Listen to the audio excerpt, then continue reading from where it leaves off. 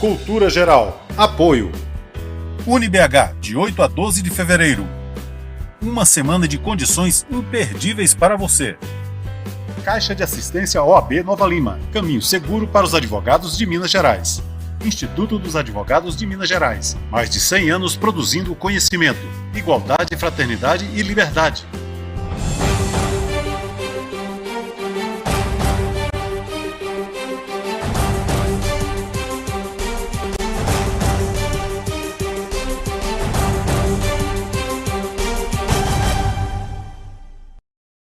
Olá, sejam todos muito bem-vindos ao Cultura Geral. É sempre um prazer fazer o Cultura Geral agora aqui na TV Banqueta, na televisão, e também no rádio, na Rádio Cultura de Curitiba, 930. É sempre um prazer. E hoje a gente vai trazer uma discussão muito pujante, muito importante, né? Que é a cultura do cancelamento. E para isso eu estou recebendo meu grande amigo, filósofo, teólogo, psicanalista, Daniel Lima Gonçalves, que é um estudioso também da mente humana, né, do comportamento humano.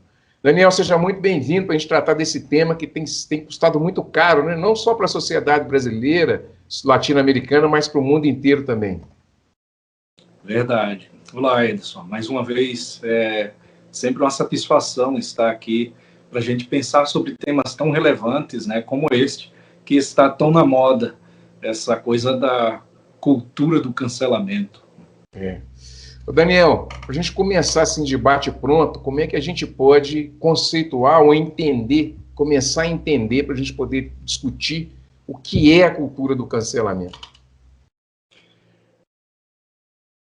A cultura do cancelamento, para mim, ela é uma maneira de tentar silenciar o outro, né? É essa coisa que até o Pondé, né, o Luiz Felipe Pondé, ele diz que a humanidade, né, ao longo da história, ela sempre tentou linchar, né, linchar os outros. E me parece que a cultura do cancelamento tem um pouco disso, né? Não é somente uma possibilidade de colocar limites, né? Não é apenas uma possibilidade de silenciar as pessoas, mas também são formas de expressar, né? De expressar excessivamente palavras sem responsabilidade. No entanto, né, as pessoas precisam se responsabilizar por suas palavras. Eu acho que eu gaguejei muito agora, né? Mas estou trocando em miúdos, né, seria mais ou menos isso, né? A cultura do cancelamento, em poucas palavras, seria tentar cancelar as pessoas naquilo que eu não suporto nelas, né? Eu acho que seria muito mais por aí. Isso tem a ver com o desejo humano também, desde os primórdios, não? Muito, muito. A gente tende a reprovar no outro aquilo que a gente também acaba não aceitando na gente, né? É de Freud aquela citação de que diz: o homem é dono do que cala, mas é escravo do que fala. E tem uma frase, né, que o pessoal atribui a Freud, mas que não é do Freud, é de um francês, né, que diz: quando Pedro fala de Paulo, sei mais de Pedro do que de Paulo. Então, essa falsa aparência, né, essa roupagem do desejo de cancelar o outro, tem muito mais a ver com isso que eu não suporto em mim, com essa coisa que eu tenho dificuldade de aceitar. Então, é mais fácil criar muros excluindo quem se difere de mim do que criar pontes e ter de lidar com o diferente, né?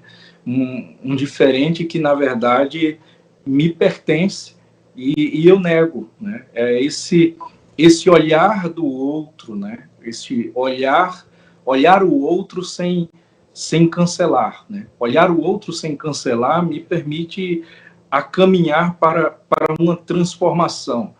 E essa coisa do cancelamento me parece ser algo muito sintomático. Parece ser algo muito sintomático, isso vindo também da ordem do desejo, né? Mas me parece muito sintomático porque diz muito de nós, como falei, né? E de e também diz da forma como estamos, né? Da forma de como nós estamos nos relacionando com o mundo, da maneira como nós estamos nos relacionando também com o outro nesta era, né? Tem essa coisa, né? Daquilo que me incomoda no outro, na verdade não é do outro, mas sim é meu. Então, quando a gente encontra, né? Quando nós encontramos alguém, né? Que pensa um pouco parecido com aquilo que a gente reprova na gente, né? Quando encontramos alguém e logo pensamos, não gostei dessa pessoa, né? Não gostei dela, não gostei de algo nela. Na verdade, nós não estamos gostando de algo nosso que se manifesta nessa pessoa, ou algo nosso que é manifestado nessa pessoa e a gente não consegue lidar bem. E é justamente aí, Ederson, justamente aí que está essa união, né, que dá força para esse cancelamento. É justamente aí que nós vemos duas coisas, né? Primeiro, que é quando eu vejo no outro, né? Quando eu acabo me vendo no outro, quando eu vejo no outro algo que eu não gosto, né? Que eu não gosto em mim, algo que eu já tenho dificuldades em lidar comigo mesmo. Então, no outro eu tenho a possibilidade de atacar aquilo que em mim mesmo eu não consigo lidar, né? Então eu consigo ter nas redes sociais, né, que é onde acontece esse ambiente, que acontece o cancelamento. Então eu tenho essa possibilidade de atacar esse conteúdo sem essa sensação de autoaniquilação, né, de autoaniquilamento, de autodestruição, né, de autorrecriminação. Então fica mais fácil de cancelar. A segunda coisa, né, me parece que também é onde esse ambiente favorece muito, né? Cancelamento acontece nas redes sociais. Nas redes sociais as pessoas usam avatar, né? Muito comum você ver perfis falsos, né? Então eu acabo usando essa espécie de avatar para justamente fazer isso com o outro, sem que o outro possa me ver, né? Sem que eu possa me expor, sem que eu possa ter essa coisa do olho no olho, do diálogo, da troca, da partilha, né? E ter que lidar com o diferente, né? E isso traz essa falsa sensação de segurança. Traz a falsa sensação de segurança porque traz um ato covarde, né? É um ato covarde, é um ato um tanto covarde, né? Também por ser da ordem do desejo, né, também há um gozo nisso. Há um gozo em poder cancelar o outro, né? Há um gozo de você destruir o outro, aniquilar o outro, suprindo o sentimento de auto-ódio, muitas vezes, né? Daquilo que a pessoa não consegue lidar, né? Então, cancelar é isso, né? Cancelar é você investir no outro esse ódio, investir no outro esse ácido, essa raiva, e isso é completamente o oposto de amor e dessa roupagem de boa intenção que tanto se fala, né, na cultura do cancelamento. Vamos cancelar aquilo que a gente discorda, e que aquilo que é socialmente incorreto, né? Aquilo que a gente abomina, aquilo que o sujeito faz ou fala e não se responsabiliza. Daniel, tem muito de inconsciente aí também, perversidade? Tem muito do inconsciente, com certeza, né? Aparece aí até o próprio narcisismo, né? Aparece o narcisismo, né? Essa coisa de você, a partir do momento em que você, como falei, né? Esse investir, né? Investir o ódio, que é o cancelamento. Você investe o ódio, investe a raiva, né? Essa coisa ácida, né? E automaticamente, o que seria um desinvestido um desinvestir. E esse desinvestir é justamente o que é chamado do oposto do amor, né? O oposto do amor. E aí é quando o sujeito ele começa a fazer uma espécie de culto de si mesmo, da própria imagem, né? Em se colocar como Robin Hood da história, né? Ele é o benevolente, é aquele que está trazendo essa coisa de um viés mais teológico, né? Na Bíblia tem uma história, né, daquela mulher adúltera.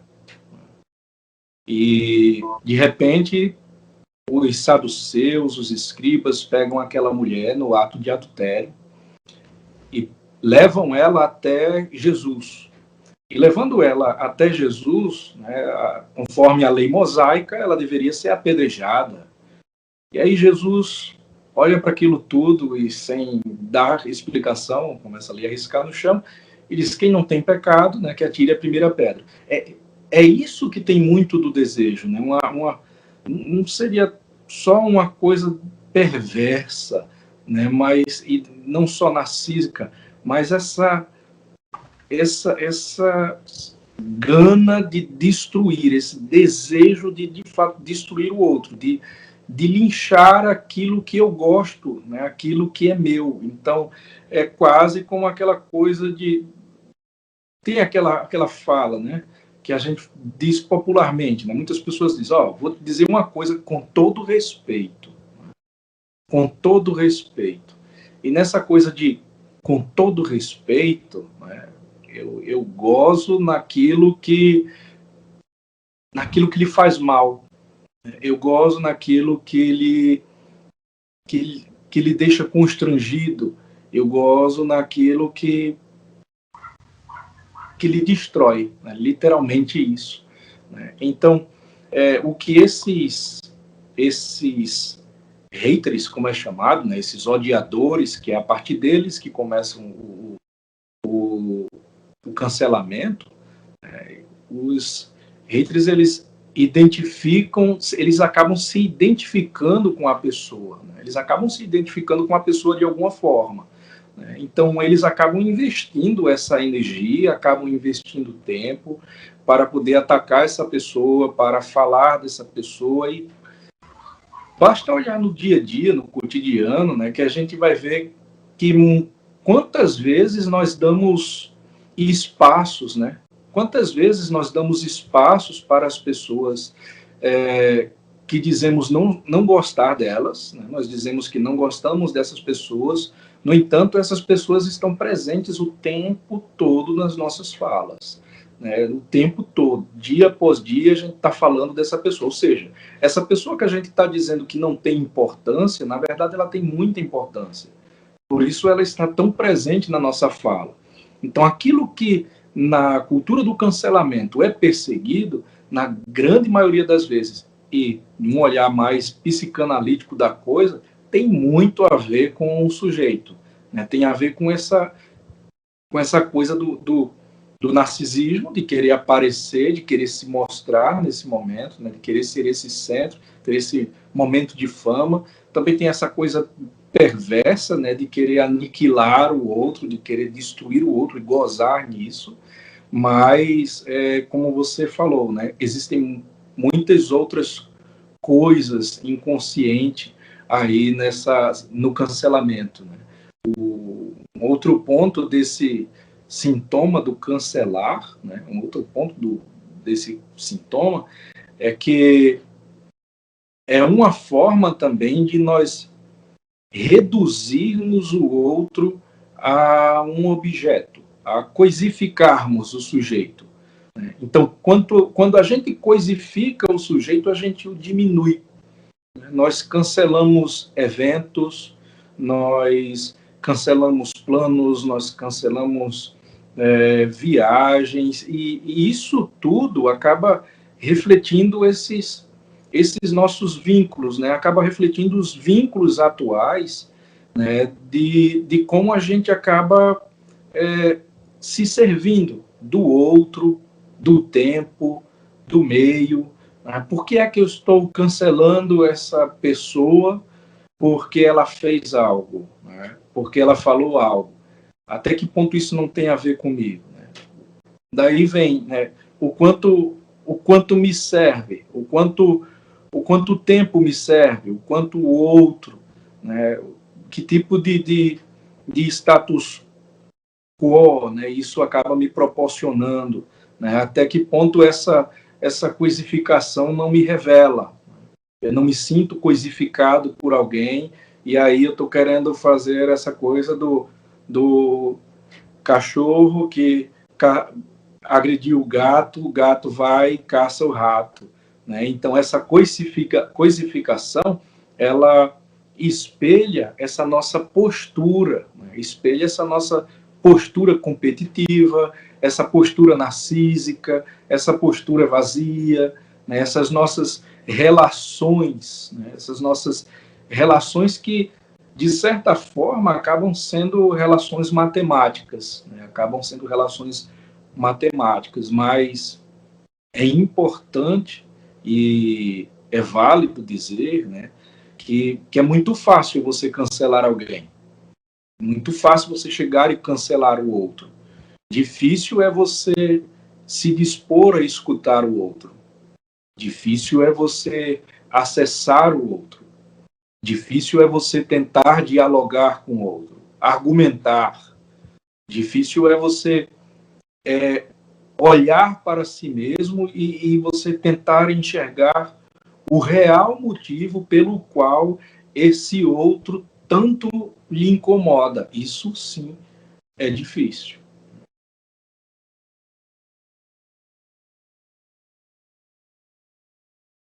Tá fechado o teu microfone, eu não estou escutando.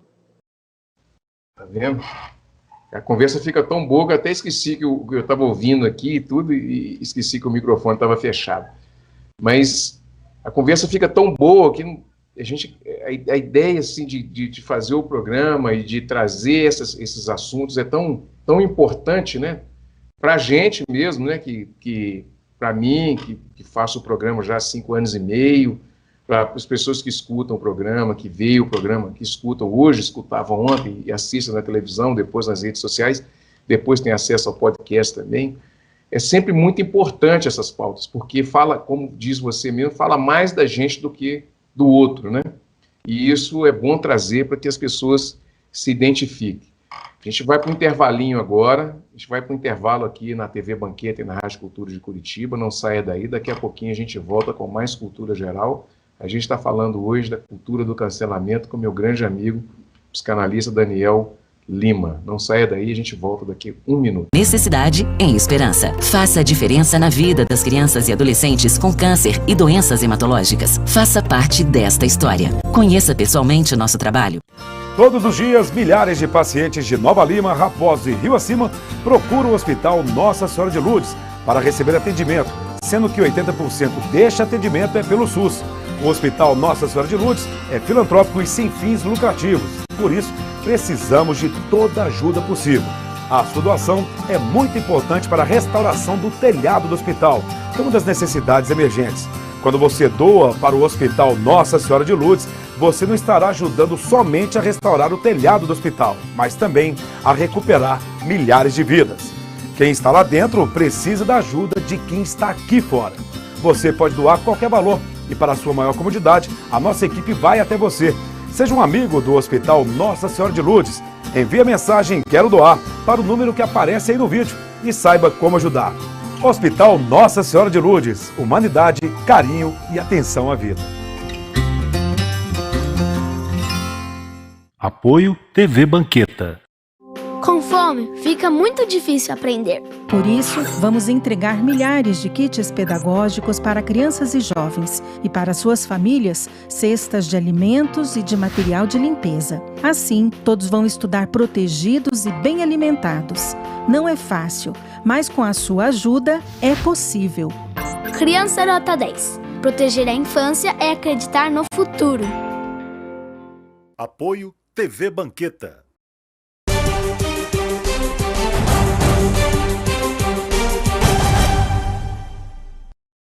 Bom, de volta com Cultura Geral, aqui na TV Banqueta e na Rádio Cultura de Curitiba. Nós estamos falando aqui hoje, nós estamos tratando hoje da cultura do cancelamento. Isso é muito importante, a gente tratar desses assuntos.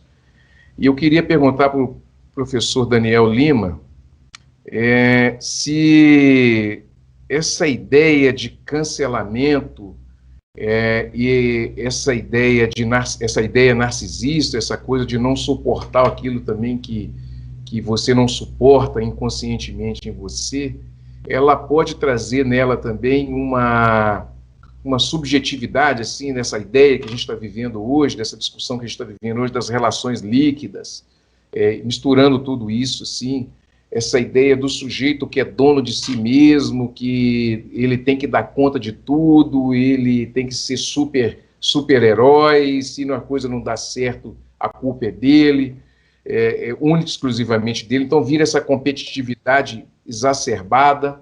Como que a gente mistura todos esses conceitos, Daniel? Porque é difícil, né? Você imaginar que um sujeito, cidadão comum, né, ele vá refletir sobre todos esses aspectos, né, que bombardeia ele o dia inteiro. Então ele tem que servir o mercado, ele tem que ser um cara bom profissional, porque o mercado precisa de bons profissionais, ele tem que ser forte, a mulher tem que ser super mulher, Mulher Maravilha, né? Não tá essa coisa de fazer no cinema, né? Mulher Maravilha, essas mensagens subliminares, né? Aquela mulher que suporta tudo, que chega em casa, tem a primeira, segunda, terceira, quarta, quinta jornada. O homem que tem que aguentar todas as pressões, ainda tem essa questão do machismo estrutural, o racismo estrutural, de todos esses conceitos e todas essas vivências que a gente tem cotidianamente, né? Como é que a gente mistura tudo isso e traz isso para esse pensamento de cancelamento, de matar o outro de uma outra forma que não seja tirar a vida dele, né? Mas matar ele, eliminar ele de alguma forma, que já está, como dizia o Fábio Belo, o homem não perdeu esse gosto de sangue na boca, né? Mas já que ele não pode fazer isso, ele tem outros caminhos para se fazer, e aí ele utiliza inconscientemente vários aspectos que ele às vezes nem sabe, mas ele utiliza. Como é que mistura tudo isso, Daniel? De fato, né? Você falou bem quando diz aí, né, que é um matar, né? Porque você mata o indivíduo, né? Enquanto profissional, você mata o indivíduo. Enquanto pessoa, acaba com a finança, você destrói a pessoa.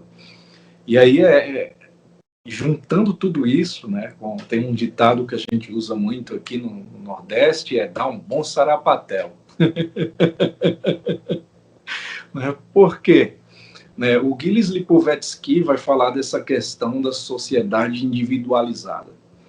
E essa relação do indivíduo com as redes sociais, o indivíduo acaba acreditando que é dono do mundo. E diante você dá um teclado para ele, né, e uma tela, uma conexão, e ele pensa que é livre para falar tudo o que ele pensa, sem se responsabilizar por aquilo que fala. O Bauman, falando dessa questão das relações líquidas, parece que cada vez mais a gente vai perdendo essas relações, né? A gente vai dando menos importância às relações. Então, não me importa se o outro que fala aquilo ali tem uma vida por trás. Não me importa se ele tem uma vida, não me importa se ele tem uma história, não me importa o que ele tem. O que importa é que ele falou alguma coisa que eu discordo daquilo, não quero dialogar, eu não quero argumentar, eu não quero escutar o que é que ele está dizendo com seus atos ou com suas palavras, não quero me dispor a isso, porque requer muita coisa, não estou querendo acessar o outro e tentar entender as suas angústias, tentar entender o porquê daquilo. Claro, com isso eu também não estou minorizando, né, diminuindo essa questão de preconceitos, de discursos racistas, né, não. Cada um é responsável por aquilo que fala, aquilo que se expressa. No entanto, né, parar para escutar o outro requer acessar essa singularidade, saber que esse outro tem a sua história, então ele tem a historicidade dele, ele tem um motivo de por que está falando aquilo, né? A questão é, volto a dizer, né? Por que é que isso me incomoda, né?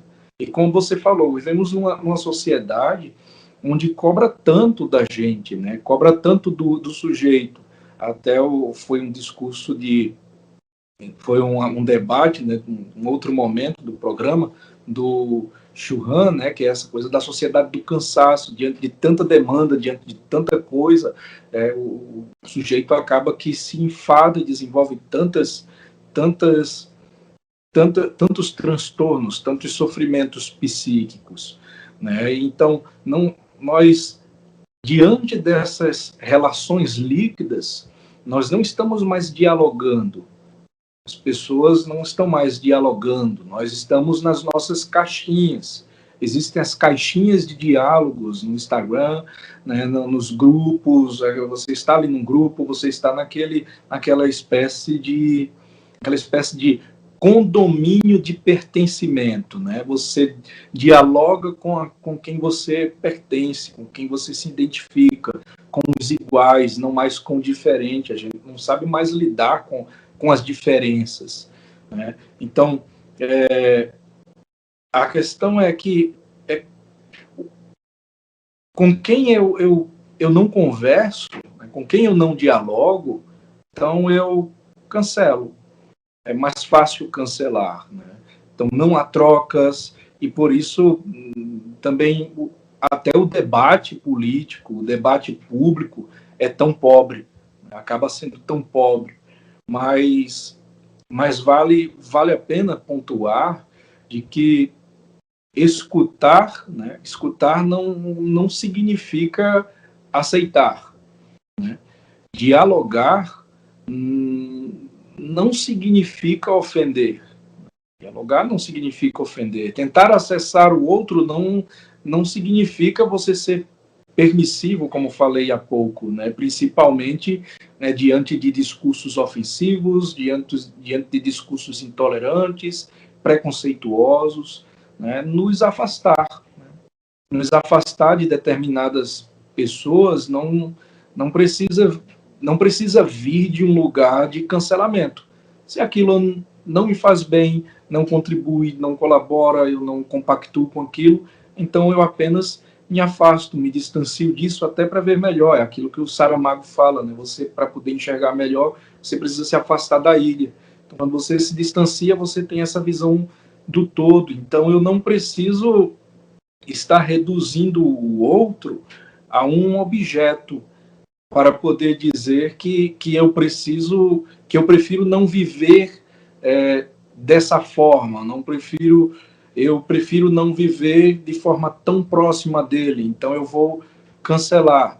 Então, para mostrar que eu sou maior do que ele, que eu sou melhor do que ele, que eu penso diferentes, que eu vejo a questão de direitos humanos e etc., e que na maioria das vezes, né, volto a dizer, tem muito mais a ver com essa questão egoísta do sujeito, né, de querer linchar o outro, porque no relato que eu falei das escrituras, quantos daqueles homens ali não queriam estar com aquela mulher? Né? Quantos daqueles homens não queriam estar com aquela mulher e por isso saíram soltando as pedras, né? Soltaram as pedras. Então a humanidade, parece que nós estamos sempre dispostos a apedrejar, sempre dispostos a apedrejar o outro que aparentemente errou, falhou, né? Ou que se falhou, é isso que eu estou dizendo, se distancia, né? Cancelar retira essa minha responsabilidade. A partir do momento que eu cancelo, eu me eximo até mesmo de minha própria responsabilidade nisso. Vou voltar com o microfone, porque senão eu esqueço, né? O Daniel, a gente, obviamente, eu converso muito isso por aqui, nós já conversamos isso em outra oportunidade também com você, eu conversei isso com você, nós fizemos um grande programa que você falou aí, né, da Sociedade do Cansaço, e nós discutimos, e também discuti com o Daniel Almar Pérez, discutimos agora com o Christian Dunker, com o Fábio Belo, com tanta gente e tal, e agora a gente a gente não pode deixar de falar sobre as bolhas, né? E sobre essa ideia do domínio do sujeito pela mente, né? Não só pelo controle dos corpos mas também pelo controle das mentes, né? Pensando dessa forma, as bolhas seriam uma espécie de ideia de domínio do sujeito, ou seja, divide todo mundo, cada um cria sua bolha, cada um discute dentro da sua bolha, e isso seria uma cunha em que, lógico que sendo uma cunha, dividiu todo mundo, fica muito mais fácil para você dominar. Está por aí o pensamento, como é que a gente imagina isso? Porque é sempre, quando a gente fala do capitalismo, quando a gente fala do neoliberalismo, da globalização, a ideia é sempre falar em termos de estudo, como que isso mexe, domina, conduz a nossa vida, né? Então, o Fábio Belo fala uma coisa interessante, que é o capitalismo não é uma coisa natural, que acontece assim, aconteceu, o capitalismo é uma coisa da natureza. Não é assim, ele é criado como uma forma de domínio, e esse domínio traz algumas benesses, mas ele também opera muito sofrimento. Aliás, mais sofrimento do que benesses. Então, essa ideia do poder, exercido pelo capital, está inserido também hoje com essa relação da divisão de pautas, das bolhas, dos tribalistas, cada um na sua tribo, né? E essa ideia de não diversidade, por isso que a escola pública tem ficado cada vez mais distante do sujeito, e o ataque também às universidades que são públicas, porque quanto mais diversidade você tem, melhor é a sua convivência como sociedade. E quando você tira isso, você deixa, a escola é o grande campo da diversidade, a escola pública, onde todas as pessoas se encontravam ali, pelo menos se encontram em alguns lugares ainda. Está por aí também, Daniel? Bem por aí, porque essa questão da diversidade mesmo, né, quanto mais você tira o sujeito, né, quanto mais você vai retirando o sujeito desse ambiente diversificado, né, do plural, que é a sociedade, né, mais o sujeito fica nessa falsa sensação, nessa ilusão de que está num ambiente onde todos pensam iguais e é um ambiente seguro, né, um ambiente, essa ilusão de falsa segurança.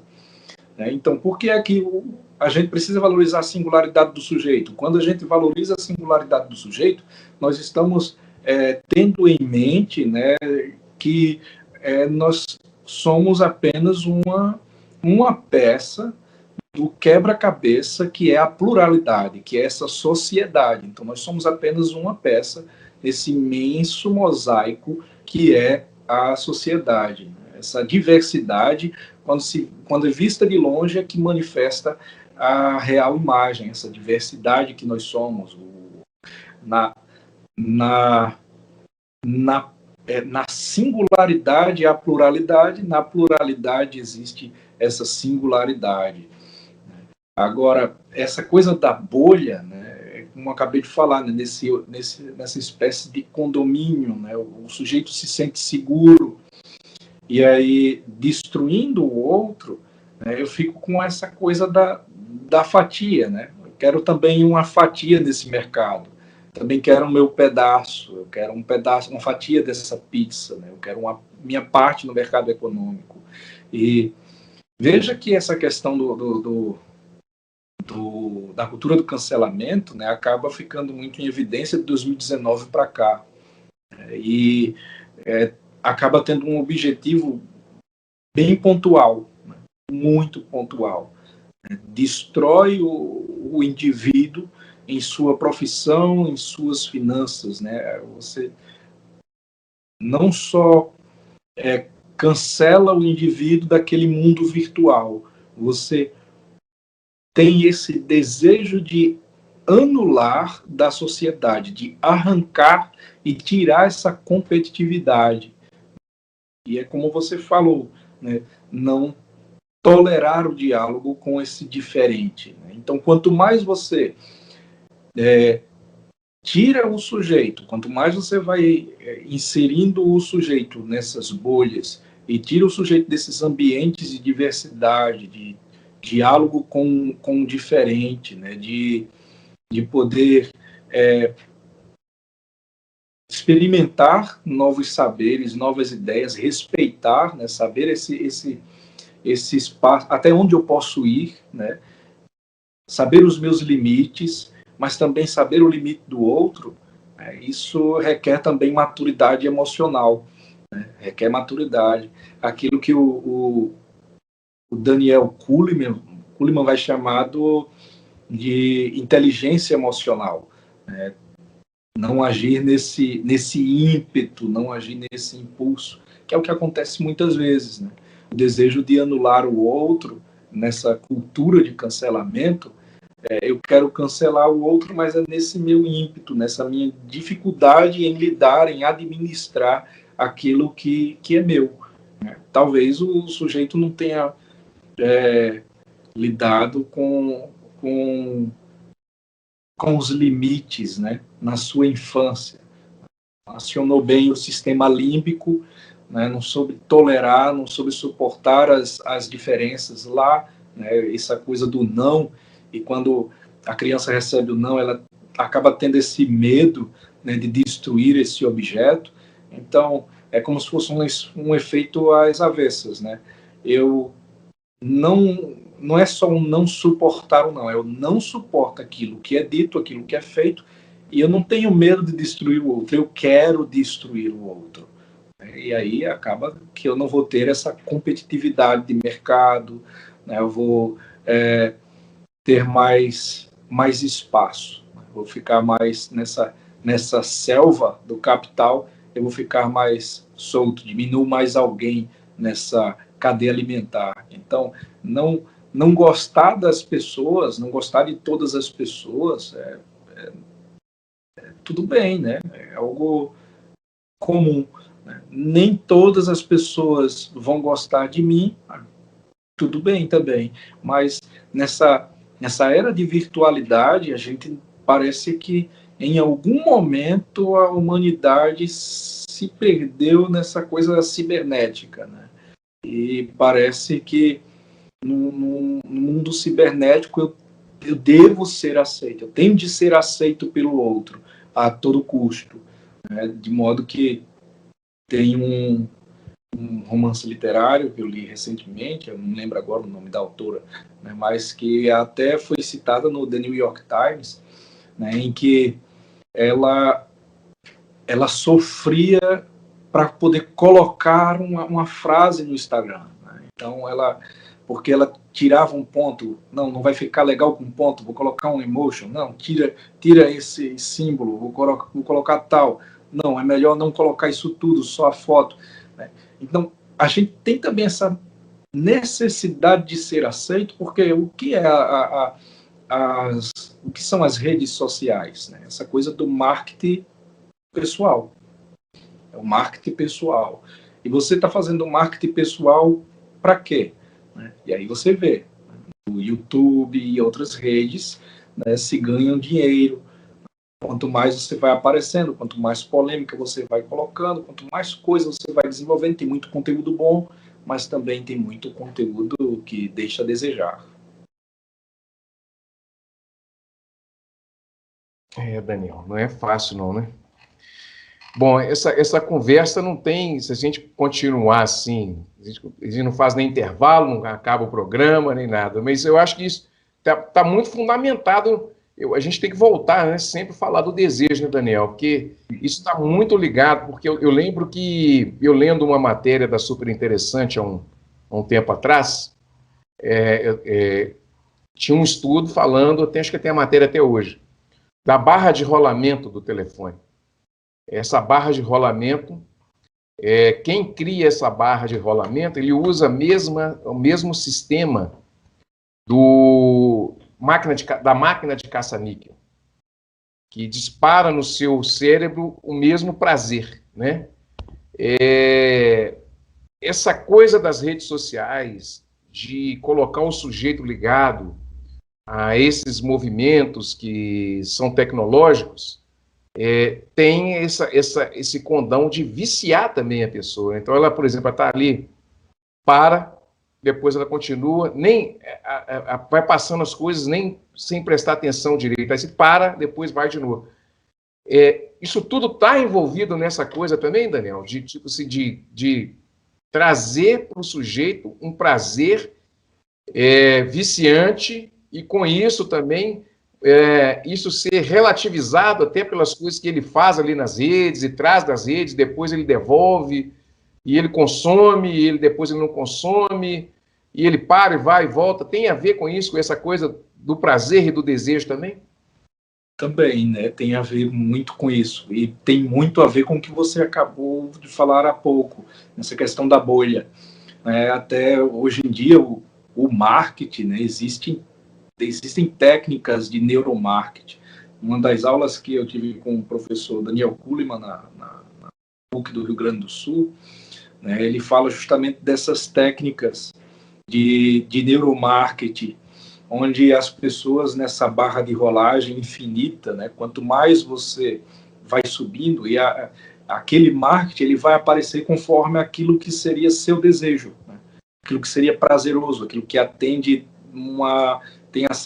tem uma combinação de algoritmos que vai atender, e que esse marketing específico, né, vai mexer com hormônios como ocitocina, né, que vai lhe estimular a você, às vezes, agir até mesmo no impulso. Isso para um sujeito, né, numa fase maníaca, que é o que a gente vivencia na sociedade, diga-se de passagem.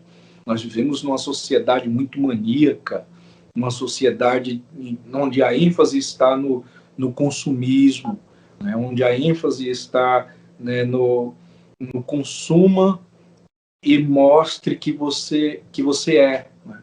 Mostre quem você é pelo que você consome, mostre quem você é pelo que você tem, né? Então acaba que essa barra de rolagem infinita, né? Quanto mais você sobe, mais coisa tem, também fica tudo muito dentro dessa bolha, né? Atende essa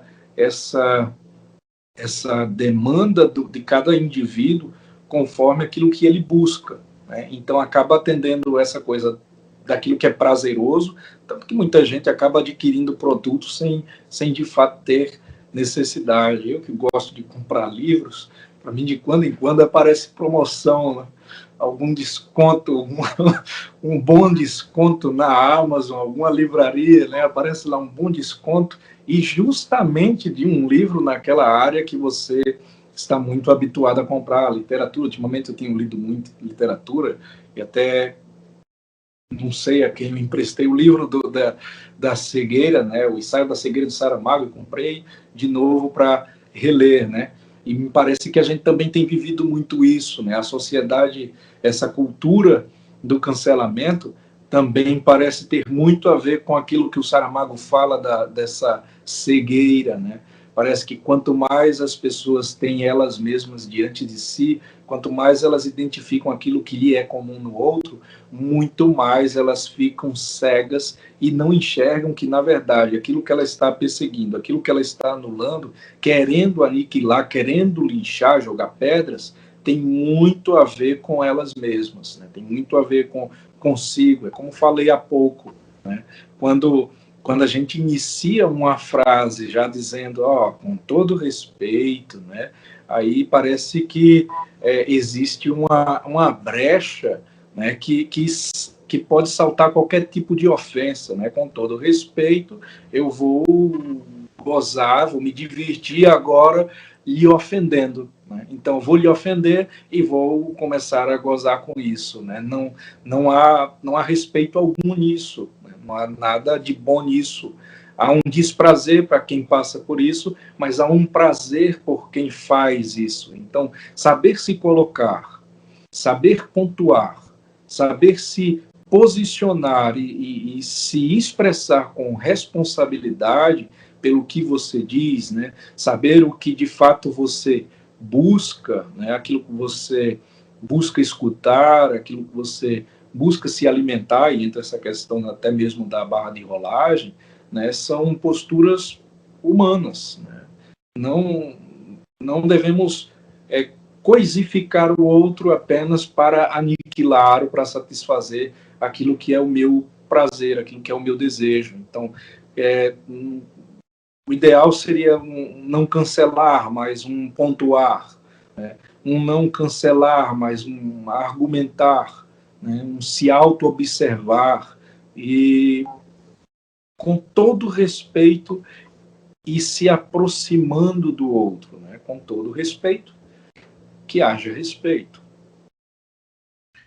Bom, gente, deixa eu fazer mais um intervalo aqui na TV Banqueta e na Rádio Cultura de Curitiba. Estou entrevistando aqui o Dr. Daniel Lima, psicanalista, e a gente precisa tratar realmente desses assuntos que assolam a sociedade brasileira e às vezes as pessoas nem percebem, ou então está no processo inconsciente ainda, e quando amadurece percebe da quantidade de coisas que estão envolvidas nisso aí. Um minutinho só, a gente estará de volta com mais Cultura Geral aqui na TV Banqueta e na Rádio Cultura de Curitiba 930.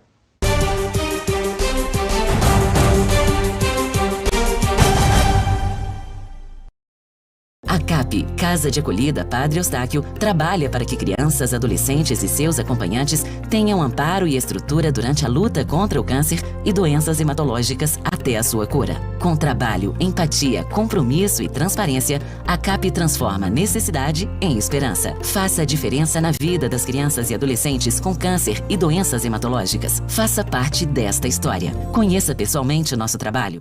Todos os dias, milhares de pacientes de Nova Lima, Raposo e Rio Acima procuram o Hospital Nossa Senhora de Lourdes para receber atendimento, sendo que 80% deste atendimento é pelo SUS. O Hospital Nossa Senhora de Lourdes é filantrópico e sem fins lucrativos, por isso precisamos de toda a ajuda possível. A sua doação é muito importante para a restauração do telhado do hospital, que é uma das necessidades emergentes.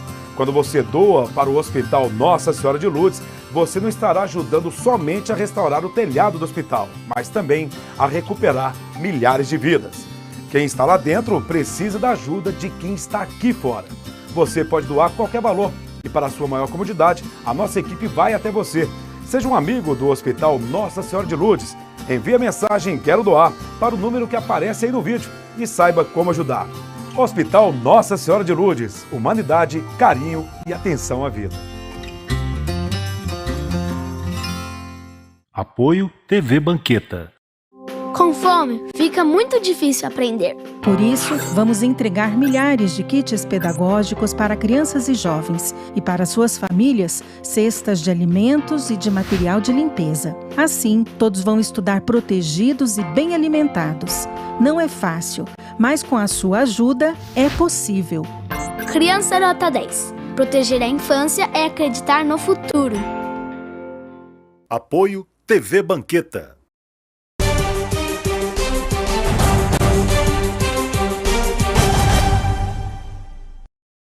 Bom, de volta com Cultura Geral aqui na Rádio Cultura e na TV Banqueta.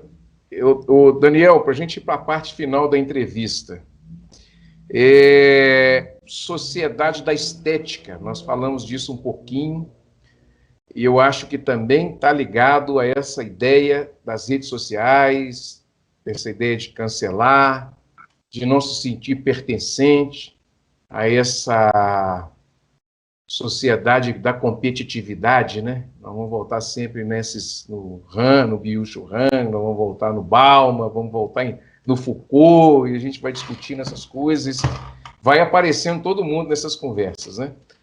Então, como que a gente pode perceber, você falou um pouquinho também, já começou até a falar um pouquinho antes aí da sociedade da estética, quando a pessoa procura um emoji, procura um ponto, não tá, né? Na outra oportunidade você falou, por exemplo, da foto, né? Alguém que tira uma foto e tira 50 para escolher uma e não consegue, tem que tirar mais 50. Essa sociedade da estética também é um projeto, né? Globalista e tal, que não tem nada de teoria da conspiração nisso que a gente fala, é baseado em coisas que a gente está sempre dialogando, estudando, pesquisando.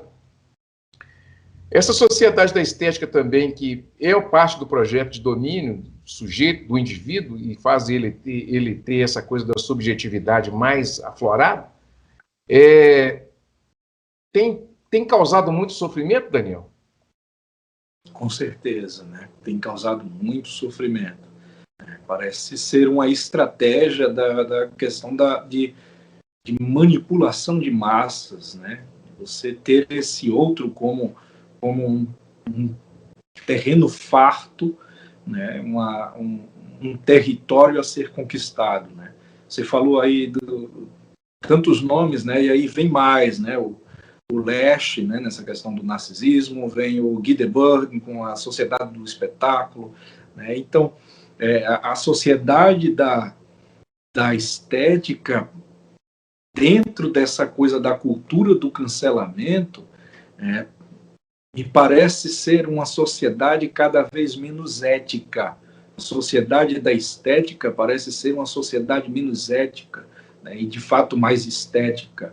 Não à toa o nosso país é campeão em cirurgias plásticas, né, correções. O sujeito quer cada vez estar apresentável para esse mundo cada vez mais rigoroso. Né? Quanto mais o sujeito está almejando essa perfeição, ele chega nesse degrau, né, daquilo que ele acha que seria perfeito, né, mas é insuficiente, tem sempre algo mais, tem sempre uma nova tendência, um novo design, como agora hoje estava conversando com uma colega que trabalha com a harmonização facial, e ela estava falando dos malefícios que tem essa nova harmonização que as mulheres estão fazendo, olho de raposa, que é chamado, né? E ela falando dos malefícios que isso traz para a saúde do sujeito.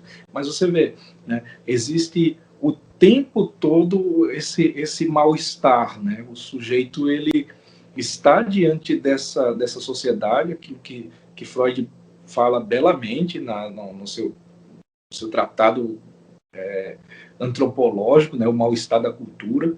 Então, o sujeito, ele está o tempo todo, né, nessa sociedade. Nós vemos uma constante inquietação, mas um constante mal-estar, uma angústia recorrente, né, essa coisa que o sujeito, o Byung-Chul Han vai falar também dessa questão da depressão, né, da sociedade que vai afundando cada vez mais numa depressão, essa melancolia que já foi admirada tempos atrás, né, porque a melancolia era a doença dos intelectuais, né, era onde os intelectuais, os artistas, né,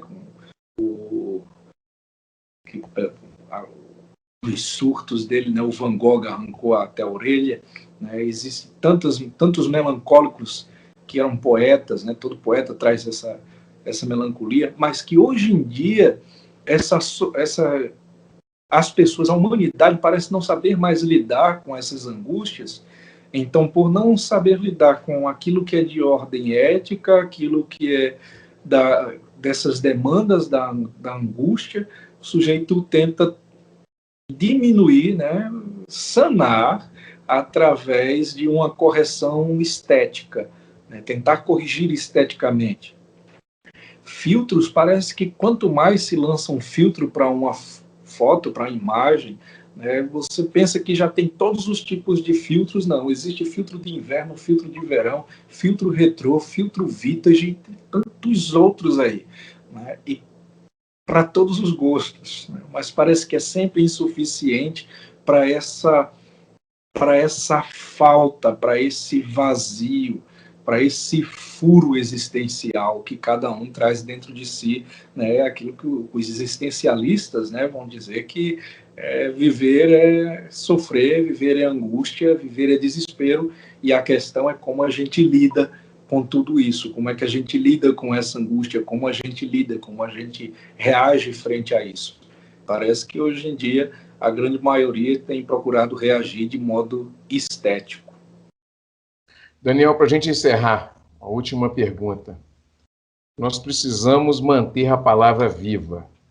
É o que eu discuti segunda-feira com os dois mestres também da psicanálise, né, que é o Daniel e o Christian Ducker. Quase que eu falo Christopher Lesch, tá vendo? Mas A gente estava falando um pouco da morte da palavra. Nós precisamos cuidar da palavra nesses momentos que a gente está vivendo de silenciamento da sociedade. A gente precisa manter a palavra viva. Como que a gente faz isso? Sim, nós precisamos manter essa palavra viva. Eu costumo falar com colegas aqui, né, de que a palavra, né, imagine o sujeito como uma espécie de território, de terreno, né, e a palavra seria essa pá que lavra essa terra, né? O discurso do sujeito seria esse dizer, né, algo que diz o curso, o caminho que esse sujeito vai percorrer. Então, quanto mais o sujeito se tomar consciência, né, de que precisa dar voz para que as coisas, as situações ganhem vez, né, quanto mais o sujeito ter essa consciência de que precisa ter voz, né, lavrar essa terra, a palavra, né, lavrar essa terra, esse solo interior, para que o sujeito possa dar voz a tudo isso que lhe toma e que muitas vezes manifesta no corpo, né, adoece o corpo, aquilo que está adoecendo na alma, né? Então, de modo que o adoecer seria essa dor do ser, né, algo que dói lá dentro e reverberiza fora, né, reverbera, melhor dizendo, né, reverbera fora, né, e se a gente toma consciência disso e vai mantendo essa palavra viva, ela fica como chama incandescente, né, como chama em meio a toda essa escuridão, né, em meio a todo esse caos, né, porque quanto mais a gente vai dando voz para quem nós somos, né, para entender aquilo que fazemos, nós não seremos massa de manobra, mas teremos consciência de nossos atos. Se a gente vai dando voz, a gente também nós vamos tomando mais consciência, sendo dono mais daquilo que a gente pensa, né? Porque se você não pensa, alguém vai estar pensando por você, né? Então, quanto mais essa palavra vai ficando viva, como chama, né, também, né, a gente vai iluminando em meio a essa escuridão para poder acessar o outro, para se conectar. E essa pandemia nos mostrou bem isso, né? O quanto nós estamos conectados e não nos damos conta. Quanto a gente está conectado, o negócio lá na China, né, de repente chega aqui no interior de Pernambuco, né, e parece que os casos só aumentam, né, dia após dia. Então, o quanto a gente está conectado através de tudo isso que já foi falado, né, da globalização. Então, manter essa palavra viva em nossos dias, mais que um desafio, é uma necessidade para nos manter em sanidade. Muito bem, chegamos ao final do programa Cultura Geral com mais essa aula desse grande professor Daniel Lima Gonçalves, psicanalista, teólogo, filósofo. É sempre um prazer te receber aqui, Daniel. A agenda sua é corridíssima, mas eu sou uma pessoa insistente, então a gente vai continuar e quando tiver tema, Daniel, vamos conversando. Muito obrigado, viu, Daniel, pela disponibilidade mais uma vez e muito obrigado mais uma vez por essa conversa, esse diálogo tão rico. Muito obrigado, viu? Eu que agradeço, é sempre um prazer estar aqui, Edson. E, como digo, né, no popular, a gente também acaba dizendo, estamos juntos, né? Avante. Para frente. Bom, gente, chegamos ao final do programa Cultura Geral. Um grande abraço a todos vocês e voltamos na segunda-feira com mais uma pauta super especial aqui no Cultura Geral. Um grande abraço e até segunda, se Deus quiser, com mais um programa Cultura Geral.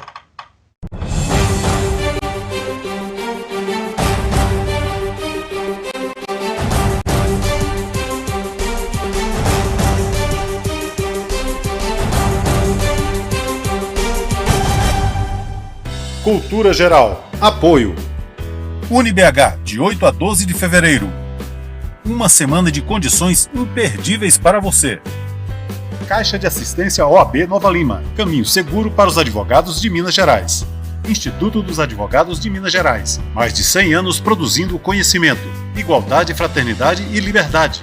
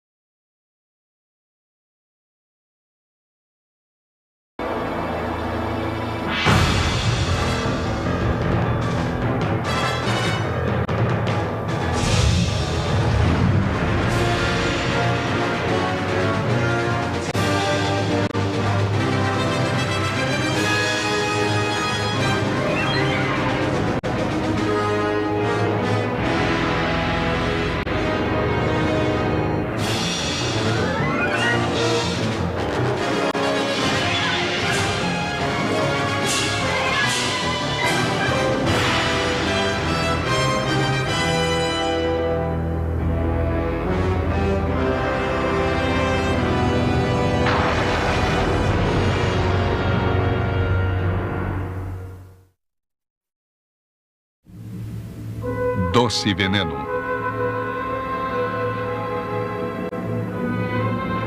Versão brasileira, Herbert Richards.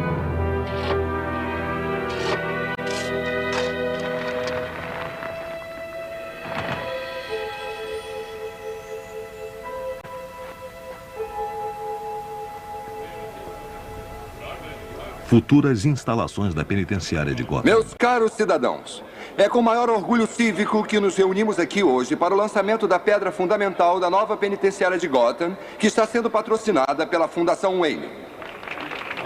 Como vocês bem sabem, este projeto era o sonho de um homem e ele está conosco aqui hoje.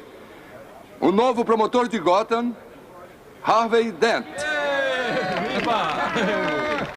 Deste campo de ervas inúteis e flores silvestres, crescerá uma nova instituição que deixará Gotham mais segura.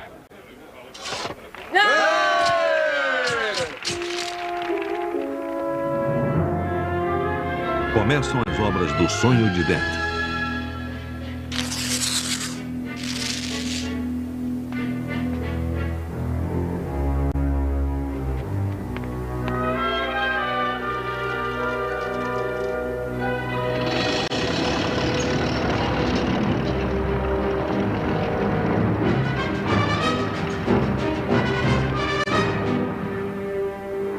Uma Gotham melhor e mais segura 5 anos depois.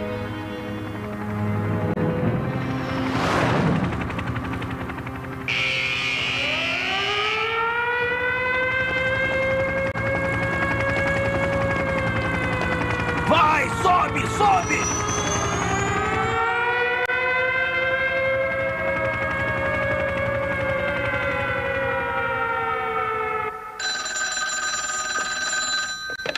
Aqui é Gordon.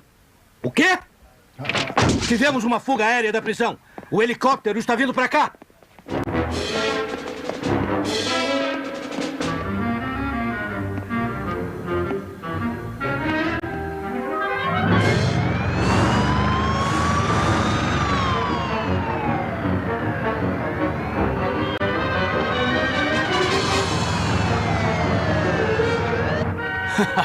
Estamos livres.